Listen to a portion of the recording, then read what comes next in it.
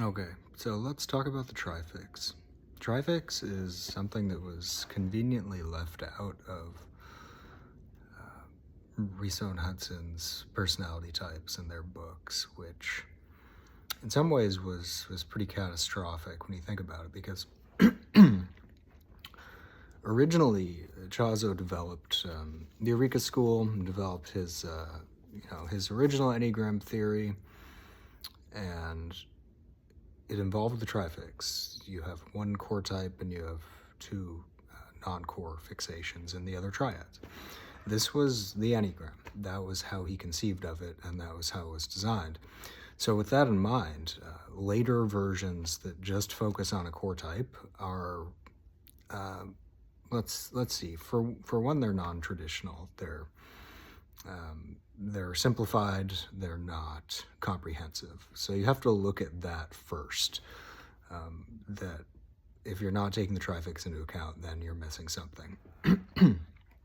So we have to look logically at what that really does. The system originally was designed to be understood with a trifix, so that you could literally map your fixations using the trifix. It wasn't necessary to try to do it all with your core type. Chazo recognized that, and this was based on fundamental ideas about the Enneagram that we really each travel around the Enneagram. We experience all 9 points. It's not like we just have the one core type and then we have a wing or something. The wing, again, is from later on. It was specific to Riso and Hudson. And when you think about it, it's fine to use wings and so on and so forth, but why wouldn't you use trifix first? You have to realize that this is a step. They're going in opposite directions, basically. We have a core theory. It was comprehensive. It was focused. It was concise, and it was very basic. There were no instincts. It was trifix, core type, 9 types, 3 centers, same 7 deadly sins plus 2 more. Many of the same core mechanics were the same. It was already there from the start, but unfortunately, they just didn't stick to that. And the reason why they didn't stick to it is essentially because of copyright. I mean, this was a document, this was a school, a system of knowledge, a tradition from early on, and a lot of it wasn't even written down. It was transmitted orally. But once it was written down, it was copyrighted by Chazo, and anything that wasn't going to be copyrighted was just the Enneagram figure itself and whatever, different names people wanted to come up with. So, like, you could change the names, right? It wasn't the gut type originally. It was conservation, which, has to do with the body. And if you go back to Gurdjieff, there were 3 brains, and it was the body brain, or the moving center. So if you look at it, try to see it as one system, and don't focus so much on the different names and everything like that, and focus on all of the different iterations, and then kind of average them out in some way. Try to find the common threads, because that's the intellectual work you need to do as an Enneagram student.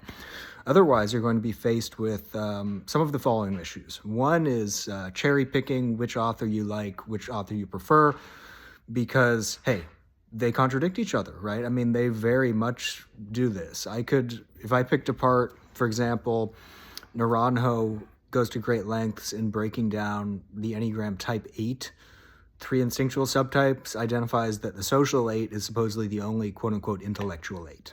Okay, so if you take that seriously, then this negates any other interpretation. You can't have an intellectual 8 that is a sexual or self-preservation first. I mean, that is a strict dogmatic statement. And the Enneagram body of knowledge is filled with statements like this. You have to unpack the logic here and figure out, what works for you and what makes the most logical sense. By Chazo's estimations, taking the trifix into account, any type can be intellectual, any individual, because we all have a head fix, right? We all have that strong trifix point. It could be a 5, a strong 5 fix. He even identifies 4 with the intellectual realm. So that would completely contradict Naranjo's idea that the social 8 is the only intellectual 8. So you have to look for these inconsistencies that are fundamentally there. And they showed up as soon as a single author, being Naranjo, came to contradict or to alter what Echazo was doing. Now, this makes perfect sense. If you look at Echazo's original theory, it was very focused and it was pretty rigid. It's just like the Enneagram is. It's a little bit like if you tried to change it from 9 types to 10 or something. I mean, there are basic rules in place there, and they need to be stuck to. You know, it's a trifix. It's not a quadrifix or whatever. There's just things that need to be kept intact. The figure itself, the types, what they essentially are, the centers. I think that the simpler we can condense this down to the core elements, the better, because those are the raw materials from which we can delve into ourselves, map our fixations, identify the one core fixation. In order to do that, people struggle with this. I think that they don't get that the trifix points are all going to be pretty strong. And it's very hard to read somebody on the surface regarding what their type is. It's easy to stereotype people. You know, there's a lot of movements that have taken off that I was personally involved in for years, which are just completely shallow, superficial stuff, like looking at the way somebody talks and saying, oh, well, you remind me of such and such a person who I would type as such and such, so therefore your type blank. It's completely false logic. That's just the superficial. That has nothing to do with the Enneagram.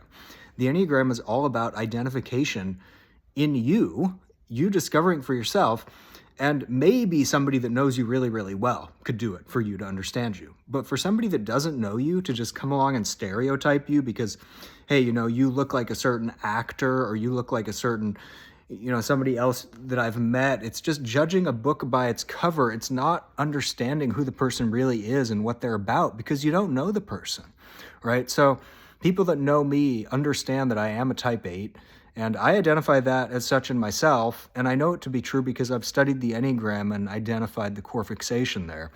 Now, there's a silly online gatekeeping, you know, movement where nobody is let to be the type they want to be. Unless, of course, you're a 6 or a 9, sometimes a 3. It's the most ridiculous, outrageous social movement. It's sad, it's narcissistic, it's gaslighty, it's gatekeepy, and you know, if you've been the victim of it or you've been mixed up in it, it's hard, you know, it's depressing. And it's like people can't say anything intelligent about this system. They don't understand it.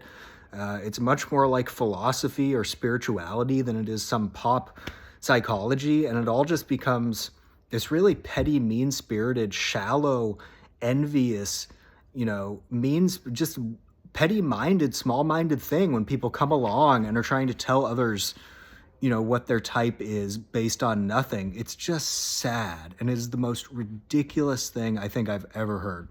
So, you know, the more I talk about it, it's like the less progress I make with it, which is funny when you think about it, because people are so biased and so brainwashed that they won't even accept the type that you are, that you identify yourself as, that you've, you know, learned from living in your own skin for decades, sometimes much longer than they've even been on the planet.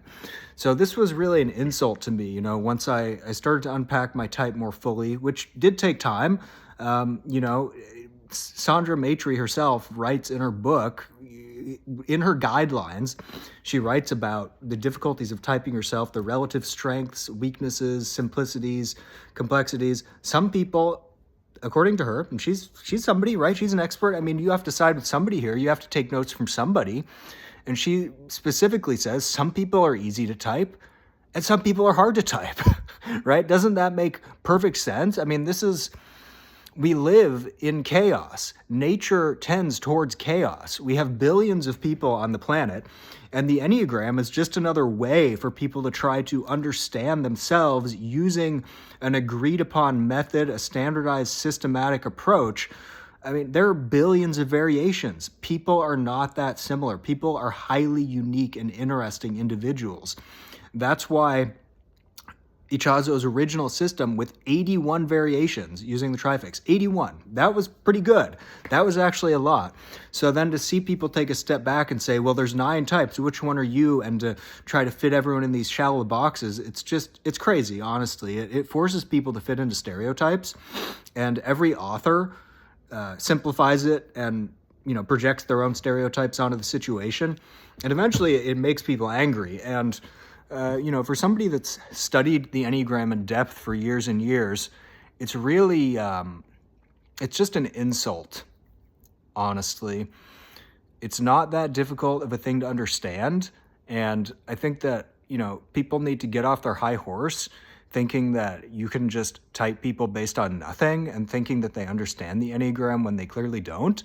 It's very pathetic to see it and to see people getting behind all these, narcissistic, shallow, charlatan movements where they try to type people based on a little video, and I'm an apologist in this regard. I've done it for years, and it is the silliest, most vacant thing ever. And what was so annoying about it was I kind of went along with people, followed along and did it with them. And we typed people in video exemplars and stuff and blew smoke up each other's assholes, and that was all well and good. And I never questioned them on their self-typing. I really didn't. And I was open to their, video typing, vibe typing and everything. And I kept an open mind and placated them and went along with it and was cooperative. And then finally, I started to put together that I really didn't fit 5 that well, I didn't think. I was really more of an 8, and it was a trifix thing, and I needed to sort out what was really going on. And other people completely betrayed me and were just like, no, I don't think so, that doesn't seem right. And they tried to control and dictate my own self-typing, and it was just the most ridiculous thing, Learning that people are like that, it's sad, people are hypocrites. They don't want to let you have it. They don't want to... there's no reciprocity. They expect you to give them things, but they're things that they won't give to you. And that's the way life often is. You think that you're dealing with honorable people. You feel like you're in a relationship that is defined by mutuality and respect and integrity.